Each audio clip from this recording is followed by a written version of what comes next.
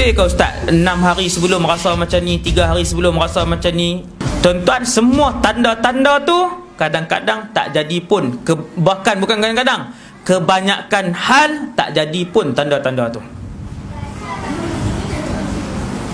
Tuan-tuan dengar lah elok-elok, jangan bergantung sangat dengan tanda-tanda tu. Sebab kita bila sakit, dia duduk tunggu, tak kerut apa pun kat pusat.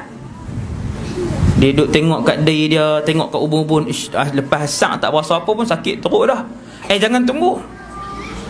Kalau tanda-tanda tu adalah penanda muktamad, rasa tanda tu mesti mati, maka tuan-tuan, semua orang boleh buat persiapan. Kita tahu kalau lagi 5 tahun kita nak mati pun tak berasa dah nak makan.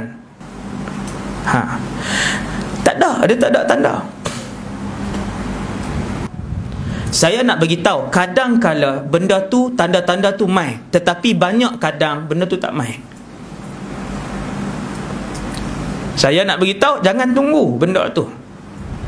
Lepas tu nak buat macam mana Ustaz? Sentiasa bersedia untuk dihadapkan di hadapan Allah Subhanahu Wa Taala. Tuan-tuan, nak keluar ni, tangan saya ada boleh angkat semua ni sebab ada roh.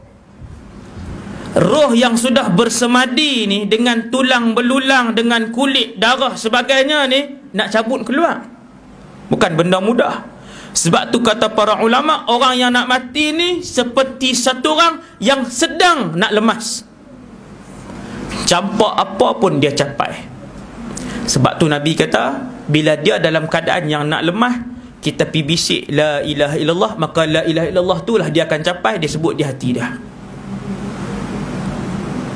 Tuan-tuan pernah tengok ataupun siapa pernah merasaikan kesakitan? Sakit ni, sakit kanser apa semua ni, dia rasa macam mana bila sakit teruk ni? Sama bila orang mati tuan-tuan, dia tak boleh fikir apa dah otak dah. Mana dengan malaikat maut dah sampai, mana dengan dia duk ketak. Tuan-tuan berasa, memang berasa lah dekat-dekat malaikat maut nak ambil tu. Dah malaikat maut main duduk di kepala. Nabi kata dia akan duduk di sini. Kalau kita bentangkan orang nazak macam ni, malaikat maut bila main nyawa dia tu lah 8.30, 8.35. Ni 8.30 malaikat maut main duduk tang ni.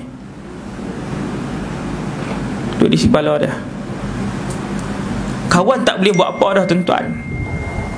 Kawan hak nazak tu, dia tak boleh buat apa dah. Dia tak, tuan-tuan nak sembang dengan dia, nak kata ni, dia duk perangat dia buang di depan. Nak main suatkan sikit 2-3 mulut kot. Kalau dia boleh menyepak, dia menyepak dah 2-3 kali. Bang. Walaupun dalam hidup dia, yang paling dia suka, dia buang tu lah. Tapi bila nak mati ni tuan-tuan, geran dia tak fikir dah, anak-anak dia tak fikir dah, isteri dia tak fikir dah, harta dia banyak mana pun dia tak fikir dah. Yang dia nak tangkap, benda apa yang dia dengar di telinga dia. Kalau anak-anak soleh ramai, anak-anak soleh ni lah duk pergi bisik pelan-pelan, ya la ilaha illallah. Dia seperti sedang berada di satu lautan yang luas, yang air laut tu duk tang ni lah. Dia dengar-dengar dia capai, dia pun sebut la ilaha illallah. Kalau duk sibuk-sibuk tu, anak-anak, cucu-cucu menakan apa semua, hak di luar maharaja lawak, hak dalam duk main tepi tok tu, dia duk main game. Tak ada apa. Yang orang tua ni duk dengar lagu lah. Seolah-olah duk di tengah laut, orang duk baling batu, pegang-pegang tenggelam. Pasal apa? Tak boleh. Duk di tengah laut, orang sebab pasiang aja kat dia, dia pegang tak boleh, tenggelam. Dia duk cari kalimah yang terapung. Kalimah itu, penyelamat itu ialah la ilaha illallah. Manusia ni bila dia suasana, dia kalut tuan-tuan, dia tak ingat apa dah. Nabi sebut, Nabi kata, puncak kekalutan kehidupan seorang manusia di dunia ini ialah ketika mana roh dia keluar daripada jasad dia. Itu puncak dia. Tuan-tuan ada masalah keluarga, ada masalah hutang, masalah bermusuh dengan orang, tekanan hidup, tekanan tempat kerja apa semua, semua tu tak boleh lawan dengan kesengsaraan, kekalutan ketika mana roh kita duk keluar ni, duk keluar. Tuan-tuan sekalian, roh yang baik, dia pun malaikat mai tarik, maka roh ni dia macam ayak ni, sebiji macam ayak ni. dari segi keluar dia, malaikat akan tarik di sini, di kepala.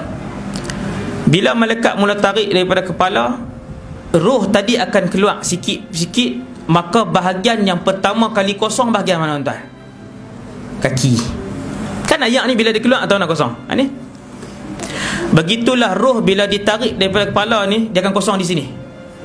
Kita waktu roh duk tengah keluar tu, kita akan berasa kaki tak boleh gerak dah.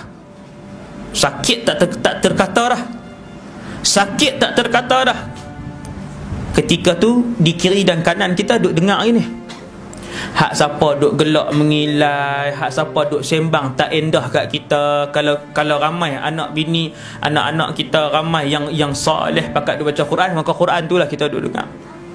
Kita gerak kaki kita tak boleh lah waktu tu. Sebab roh tak ada dah tang ni. Kemudian dia naik sampai ke lutut, okey tak ada. Daripada lutut sampai ke bawah tak ada roh dah. Dia naik sampai ke pusat ni. Daripada pusat sampai ke bawah tak ada roh dah di sini. Duk kumpul malaikat duk kumpul tang ni. Dia naik sampai ke atas, sampai ke tengkok. Dia akan bunyi sikit. Aduh, sikit dah. Kadang dengar, kadang tak dengar pun. Bila roh sampai di tengkok, tuan-tuan, Allahu Akbar, yang itulah segala-galanya dalam kehidupan dia di situlah, tuan. Pasal apa saya cakap macam tu? Kerana apabila roh sampai di kerongkongan yang dinamakan dalam hadis sebagai keadaan ghargharah, maka ketika itu pintu taubat ditutup buat selama-lamanya. Untuk berapa juta tahun, Ustaz? Tak, jangan tanya juta tahun. Untuk selama-lamanya.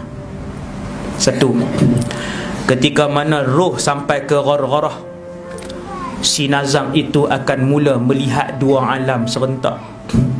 Waktu tu je lah. Yang pertamanya alam ghaib yang selama ni dia dengar, alam barzakh. Muka malaikat maut waktu tu nampak. Pom, tengok, Allahu Akbar. Tengok muka malaikat maut, tengok muka malaikat azab.